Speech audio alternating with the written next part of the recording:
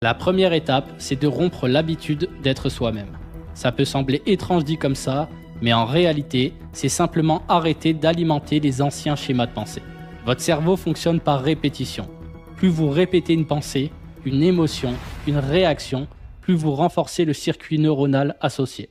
Donc, si vous passez votre temps à regarder les médias qui propagent la guerre, la peur, les images choquantes, si vous nourrissez en permanence des scénarios négatifs, vous renforcez intérieurement l'état que vous dites vouloir quitter. Ce n'est pas nier la réalité que de détourner notre attention, c'est comprendre que votre énergie va là où se porte votre attention. Là où va l'attention, l'énergie circule.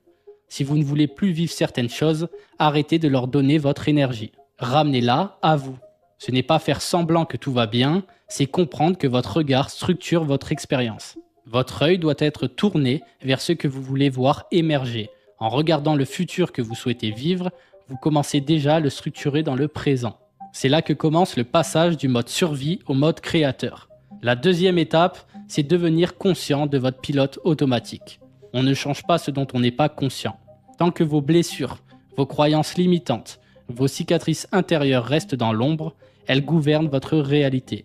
Il faut avoir le courage de les observer, même si cela fait mal, même si cela remue des souvenirs profonds, parce que c'est précisément en les observant que vous commencez à les restructurer. Quand vous observez un schéma, vous cessez d'être ce schéma. Vous devenez celui qui le regarde. Et c'est là que le pouvoir revient. Rendre conscient l'inconscient, c'est faire émerger ce qui vous dirige sans que vous le sachiez.